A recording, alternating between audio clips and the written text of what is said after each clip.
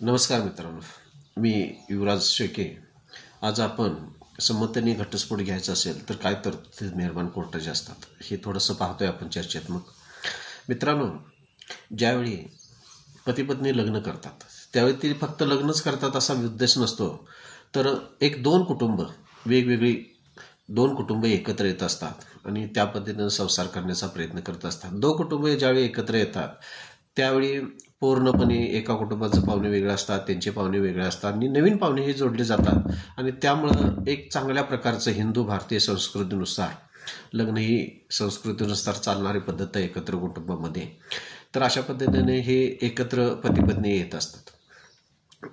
जर त्यांच्यामध्ये चांगल्या पद्धतीनं जर संस्कार वगैरे चांगला असतील तर एकमेकाला समजावून घेऊन ते संसार करत असतात.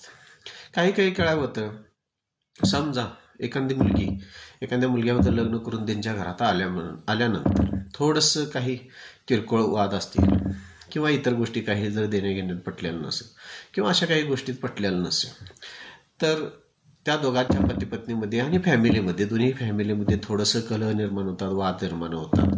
मग मध्यस्थी कोण लग्न करणार असतो त्याला दोष दिला जातो किंवा मुलीची काही चुका असतात किंवा मुलाच्या काही चुका असतात किंवा दोन्ही पतीपत्नीचा काही संबंध नसतो तरीसुद्धा एकमेकाच्या फॅमिलीच्या काही चुका असतात. अशा स्टेजला लग्न त्या पतीपत्नीचे येतं की आपण आता दोघं तर एकत्र संसार करू शकत नाही. अशा स्टेजला दोन्ही कुटुंब मनाने पतीपत्नी एकत्र येऊन निर्णय घेत असतात. आता अशा वेळी काय करायचं, समजा बाबा ह्या दोघांचं पतीपत्नीचं पटतच नाही किंवा दोन्ही कुटुंबाचं पटत नाही म्हणून पती पत्नी घटस्फोट घेते. अशा वेळी काय तरतूद मेहरबान कोर्टाकडून काय तरतूद केली आहे, हिंदू कायद्यानुसार काय तरतूद केल्या, तर आपण जर थोडंसं बघायला गेलं तर कायदेशीर प्रोसिजर बघायला गेलं, हिंदू मॅरेज ॲक्ट 1955 13B प्रमाणे संमतीनं दोघांना घटस्फोट घेता येतो. ह्यामध्ये संमतीनं घटस्फोट घेत असताना पहिली पायरी महत्त्वाची गोष्ट म्हणजे पती आणि पत्नी ज्याचा त्याचा जे असेल वकील त्याला संपूर्ण जी काही माहिती असेल ती देऊन दोघांनी संमतीनं एकाच ठिकाणी, मग सिव्हिल कॉम्पिटंट कोर्ट असेल किंवा कौटुंबिक न्यायालय कोर्ट असेल, यामध्ये दोघं पती पत्नी हे अर्ज करू शकतात. अर्ज करत असताना महत्त्वाचं असते दोघांनी एकाच वेळी त्यांच्या वकिलाने घेऊन हा अर्ज करायचा असतो. अर्ज केल्यानंतर महत्त्वाची गोष्ट म्हणजे कोर्टाकडून ह्या प्रकरणाची किंवा ह्या अर्जाची संपूर्ण चौकशी होते आणि त्यानंतर मेहरबान कोर्ट पती पत्नींना त्यांचं जे काय ॲफिडेव्हिट म्हणजे शपथ घालून त्या पद्धतीनं हा अर्ज दाखल करून घेतला जातो. त्यानंतर अर्ज दाखल केल्यानंतर पुढची महत्त्वाची पायरी म्हणजे काय, तर दोघांना काउन्सिलिंगला पाठवलं जातं. आता काउन्सिलिंग म्हणजे काय, विधी सेवेमार्फत कोर्टाकडून दोघं पती पत्नी पुन्हा एकत्र नांदायला तयार आहेत का ह्यासाठी त्या दोघांचं पती पत्नीचं काउन्सिलिंग केलं जातं. त्यांना कायदेशीर सल्ला देऊन दोघं पती पत्नीमध्ये जर काय किरकोळ वाद निर्माण होत असतील तर ते वाद मिटवण्याचा मेहरबान कोर्टाकडून प्रयत्न केला जातो. जर असा वाद मिटत असेल तर चांगल्या पद्धतीनं दोघांचं काउन्सिलिंग करून एकत्र संसार करण्यासाठी मेहरबान कोर्टाकडून परमिशन मिळत असते. त्यासाठी आता काय करते, तरीसुद्धा यांचा जर वाद मिटत नसेल, काउन्सिलिंगचा रिपोर्ट निगेटिव्ह किंवा पॉझिटिव्ह, समजा वाद मिटला असेल तर चांगल्या पद्धतीनं संसार दोघं एकत्र करू शकतात. समजा नाही वाद मिटला तर तसा निगेटिव्ह रिपोर्ट मेहरबान कोर्टाकडे हजर केला जातो. तरीसुद्धा त्यानंतर मेहरबान कोर्ट काय करतं, एक 6 महिन्याची मुदत देत का, तर सदरच्या पुढच्या 6 महिन्यात हे पती पत्नी जर एकत्र आलेत आणि नांदलेत तर हे संसार भारतीय संस्कृती टिकली पाहिजे या पद्धतीनं पुढे 6 महिन्याची मुदत दिली असेल.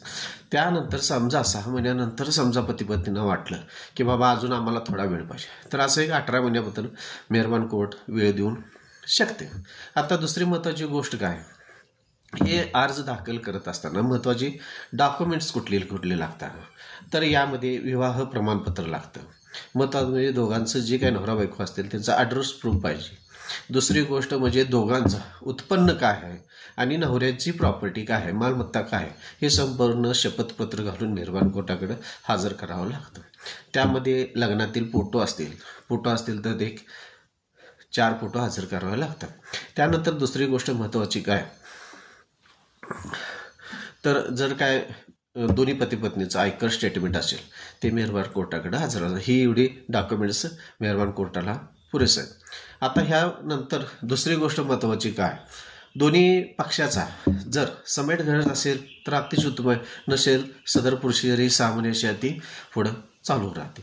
त्यानंतर महत्त्वाची गोष्ट, जर दोघांच्यामध्ये जर लहान मूल असेल तर त्या मुलाचा ताबा कुणाकडे दिलं जातं.